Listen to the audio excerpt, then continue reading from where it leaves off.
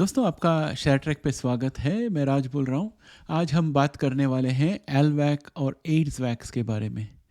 हमारे बहुत सारे सब्सक्राइबर्स ने रिक्वेस्ट किया है टाइम टू टाइम कि थाईलैंड के वैक्सीन के बारे में बताइए, लेकिन मैं उसके ऐप्को के बारे में बात नहीं करना चाहता फ़िलहाल, क्योंकि मुझे विश्वसनीय सूत्रों से जानकारी चाहिए और अभी तक मुझे मिली नहीं है। जैसे ही मिल जाएगी मैं उसका अध्ययन करूँगा, एक बार उसे अच्छी तरह से समझ लूँ तो फिर आपको ऐसे ही वीडियो बना के बताऊँगा, ताकि आपको भी समझ में आ जाए कि ऐप्को कौन सा वैक्सीन है, किस तरह का है, कहाँ कितना प्रभावशाली है, कौन बनाता है, एफडीए का अप्रूवल हुआ है कि नहीं, क्लिनिकल ट्रायल में कौन से स्टेज में, ये सब जानकारी आपको बताऊंगा। आप सब्र रखें।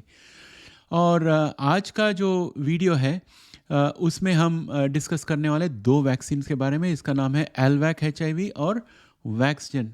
ये दो वैक्सीन्स है। एक्चुअली हम तीन वैक्सीन के बारे में बात करने वाले हैं, एलवैक और वैक्सजन और उसके अलावा एलवैक HIV, तो तीन वैक्सीन हो जाते हैं।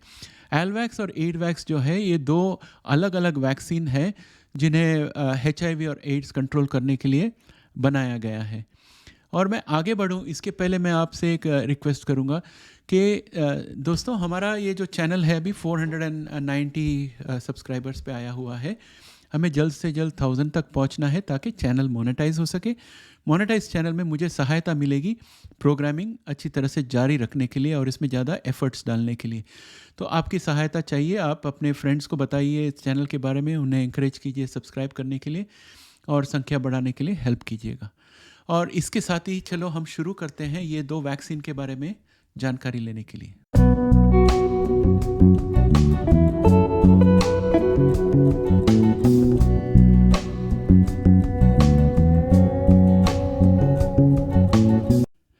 दोस्तों ये एलवैक्स वैक्सीन जो है ये एक French pharmaceutical company Sanofi pasture ने बनाया है और ये एक जेनेटिकली इंजीनियर्ड वैक्सीन है जिसमें इन्होंने कैनरी पॉक्स वायरस का इस्तेमाल किया है। इन्होंने कैनरी पॉक्स वायरस का इस्तेमाल इसलिए किया है क्योंकि कैनरी पॉक्स अगर हमारे शरीर में जाए तो हमें बीमारी नहीं होती, लेकिन कैनरी पॉक्स अगर बर्ड के अंदर जाए तो बर्ड को बीमारी होती है।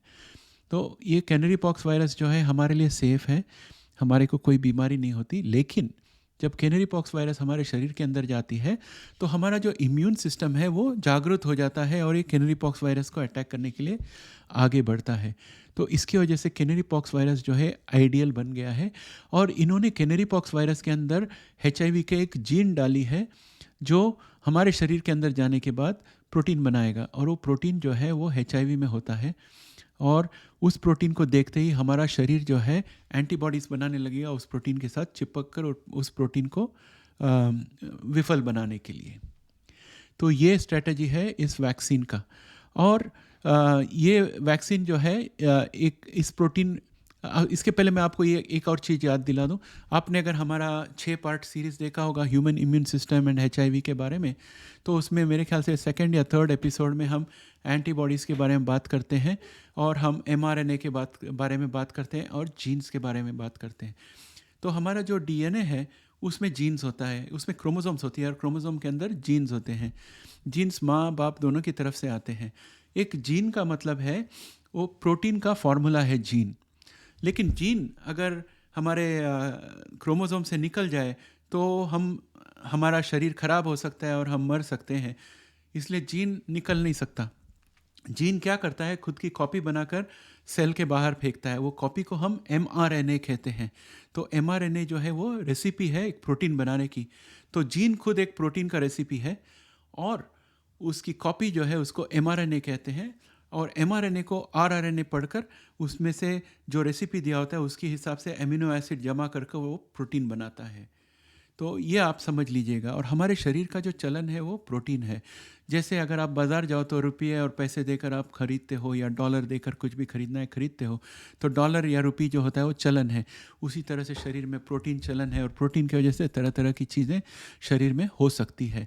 और ये HIV की जो एक पर्टिकुलर प्रोटीन है जो HIV को हमारे शरीर का पर हमला करने में सहायता देता है, उस प्रोटीन की जीन को ये कैनरी पॉक्स वायरस के अंदर डालकर हमारे शरीर में इस वैक्सीन में डाला जाता है ताकि वो हमारे शरीर के अंदर जाने के बाद वो जीन जो है वो प्रोटीन बनाएगी जो HIV वायरस में है और उस प्रोटीन को हमारे बॉडी को काफ़ी टाइम मिलेगी उस प्रोटीन के लिए सही एंटीबॉडी बनाकर उसका नाश करने के लिए, ताकि आगे चलकर जब शरीर में HIV आए तो उसकी उस प्रोटीन पे जाकर ये एंटीबॉडी चिपक जाएगी और उसका नाश कर देगी, और उस तरह से HIV जो है आगे बढ़ नहीं पाएगा। ये थियरी है इस वैक्सीन के बीच में, इस वैक्सीन के पीछे। और अब हम बात करते हैं दूसरे वैक्सीन की, जिसका नाम है एड्स वैक्सीन। इसको डेवलप किया था एक बायोटेक्नोलॉजी कंपनी जिसका नाम है वैक्सजन, और इसे हम सब यूनिट वैक्सीन कहते हैं क्योंकि ये वैक्सीन जो है एक HIV का एक स्मॉल पीस इस वैक्सीन के अंदर हमारे शरीर को दिया जाता है, और ये स्मॉल पीस है GP120, और ये भी प्रोटीन है, इसको गैग प्रोटीन कहते हैं। ये प्रोटीन है जो HIV में पाया जाता है। दोस्तों, हमारे पिछले जो वीडियोस है जिसमें हम लोगों ने अलग अलग वैक्सीन और थेरेपी के बारे में देखी थी, उनमें मैंने कई बार ट्राइमर नाम बताया है आपको। ट्राइमर जो है, ट्राई का मतलब है 3, ट्राइमर जो है वो HIV वायरस में ट्राइमर जो है वो एक 3 लेग वाला एक स्ट्रक्चर है, जिसमें एक GP120 प्रोटीन होता है और 2 GP41 प्रोटीन्स होते हैं, मेरे हिसाब से, मुझे जिस तरह से याद आता है। तो GP120 प्रोटीन जो है उसका काम है कि जहाँ भी CD4 T सेल दिखा जाए तो CD4 T सेल में एक पर्टिकुलर रिसेप्टर है, उसके साथ जाके GP120 चिपक जाता है, और एक बार GP120 जाके वहाँ चिपक जाए तो CD4 से T सेल जहाँ भी जाए उसके साथ साथ HIV उसके साथ ही घूमते रहती है। और इसकी वजह से क्या होता है, जो GP41 जो है ट्राइमर में, उसको मौका मिल जाता है कि HIV का शरीर और CD4 T सेल का शरीर दोनों को साथ में मिलाकर उनको फ्यूज़ करके उनमें छेद बनाने के लिए, और जब छेद बन जाती है तो HIV वायरस के अंदर जो RNA होता है वो CD4 के अंदर चला जाता है और HIV इन्फेक्शन शुरू हो जाती है, और इस तरह से CD4 T सेल कॉम्प्रोमाइज़ हो जाता है। और ये CD4 T सेल कॉम्प्रोमाइज़ होने के अंदर CCR5 और CDR2 इन रिसेप्टर्स का भी इस्तेमाल किया जाता है। तो आपने देखा होगा जब हमने AGT के बारे में बात किया था, AGT के थेरेपी के बारे में, AGT103, उसमें वो क्या करते हैं कि CD4 T सेल को जेनेटिकली इंजीनियर करके उसमें से CCR5 ही निकाल देते हैं ताकि अंदर जाने का रास्ता ना मिले, और उसके अंदर शॉर्ट इंटरप्टिंग RNA डाल देते हैं ताकि दूसरी तरह से अगर घुस जाए तो भी उसको मल्टीप्लाई करने का चांस नहीं मिले HIV वायरस को। तो CCR को उन्होंने हैंडल किया। और एक और हमने वैक्सीन देखी थी जिसमें CD4 T सेल में जो GP120 का रिसेप्टर है उसके ऊपर जाके वो एंटीबॉडी चिपक जाता है, तो उस तरह से वो CD4 T सेल को कवच पहना देता है ताकि GP120 आए तो उसको CD4 सेल दिखाई ही नहीं देगा, क्योंकि वो रिसेप्टर जो है उसको एंटीबॉडी ने कवर कर लिया है। तो इस तरह से हमने अलग अलग एंटीवायरस वैक्सीन्स देखे, एंटी रेट्रोवायरल वैक्सीन्स।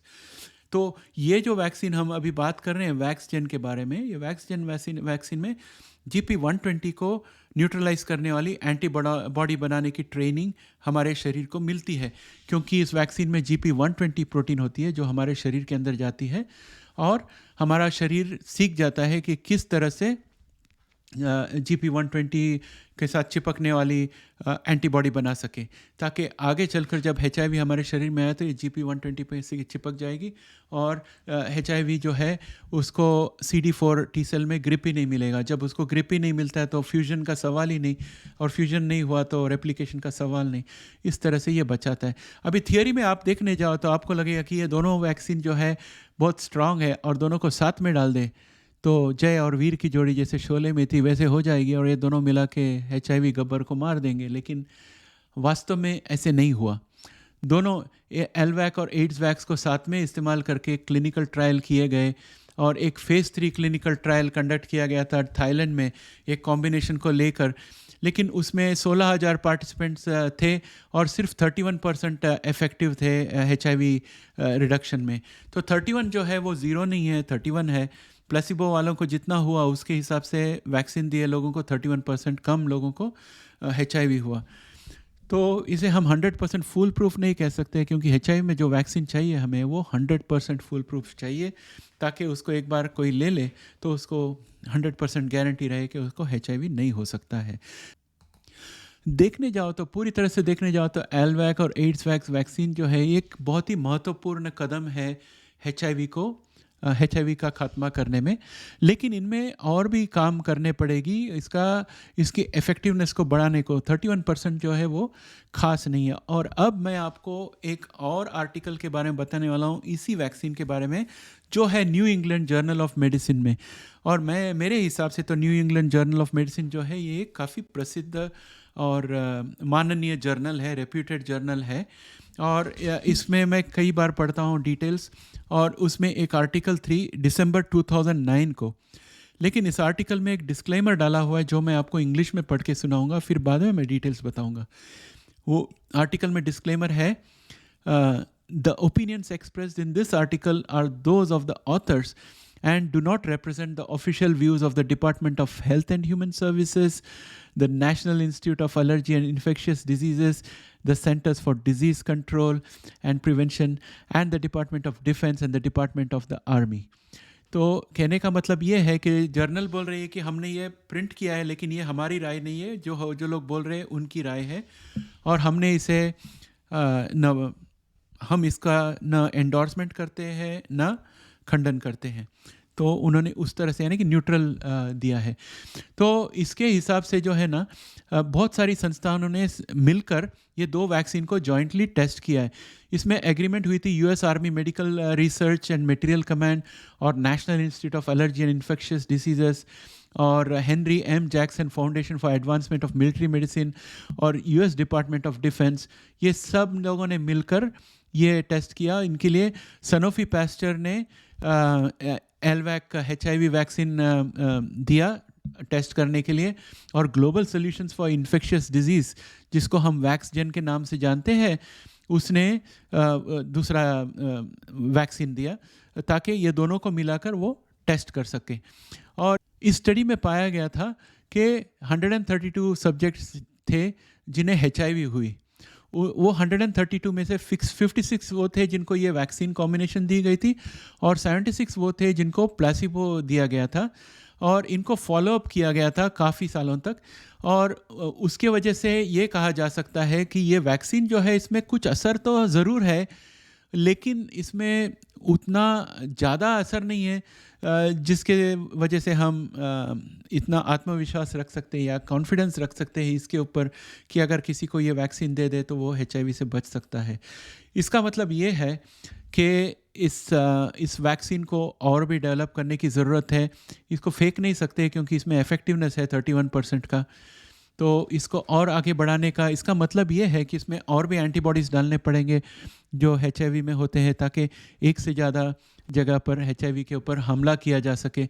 और फ़िलहाल साउथ अफ्रीका में एक इनिशिएटिव चालू है, एक क्लिनिकल ट्रायल चालू है जिसका नाम है HVTN702।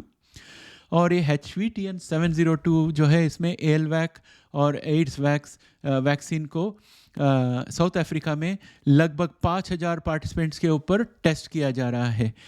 और ये ट्रायल का एम है कि सेफ्टी और एफिशिएंसी देके इस वैक्सीन का HIV स्ट्रेन 1 के ऊपर, HIV स्ट्रेन 1 जो है इसको HIV-1 कहते हैं, उसके ऊपर। और HVTN702 ट्रायल जो है ये थाईलैंड में जो ट्रायल हुए उसके ऊपर के तजुर्बे के ऊपर से इन्होंने इसका क्लिनिकल ट्रायल का डिज़ाइन और सब में सुधार की है ताकि इसमें थोड़ी अच्छी रिजल्ट निकल सके। ये ट्रायल अभी भी जारी है। इसके साथ साथ एलवैक और एड्स वैक को इम्प्रूव करने के लिए काम चालू है। उसमें से एलवैक वैक्सीन को इम्प्रूव करके एलवैक HIV नाम का एक और एडवांस्ड वैक्सीन बनाया है जिसमें एक एक्स्ट्रा जीन डाला है ताकि एक और एंटीबॉडी बन सके, एक और प्रोटीन बन सके जो हमारे शरीर में जाने के बाद हमारे शरीर को ट्रेन करेगा उस प्रोटीन के लिए एंटीबॉडी बनाने को। तो सारांश में मैं आपको समझाऊँ, ये जो एनहांस्ड वैक्सीन जो नई बनी है, जो जिसे हम क्या कहते हैं एलवैक HIV नाम से जानते हैं। ओरिजिनल वैक्सीन थी एलवैक, उसको एलवैक HIV करके अपग्रेडेड न्यू रिलीज वैक्सीन बनाई है। वो किस तरह से काम करती है मैं मेरे हिसाब से आपको समझाता हूँ। आप समझ लीजिए कि ये जो है मेरे हाथ में ये HIV वायरस है। तो इसमें आप समझ लीजिए कि ट्राइमर है, यानी कि 3 legs, GP120, GP41 and GP41। ये लेग्स जो है जाके CD4 में जाके GP120 चिपक जाएगी। तो पहले उन्होंने GP120 दिया था शरीर के अंदर ताकि GP120 के लिए एंटीबॉडी बन जाए, तो एंटीबॉडी आके यहाँ चिपक गया, तो यानी कि समझ लीजिए GP120 को बांध दिया। तो अभी GP120 कोई काम नहीं कर सकती। इसका मतलब है ये जाके CD4 पे चिपक नहीं सकता। अगर ये CD4 पे चिपक नहीं सकता तो इन्फेक्ट नहीं कर सकता, तो समझ लिए एक हाथ बांध दिया।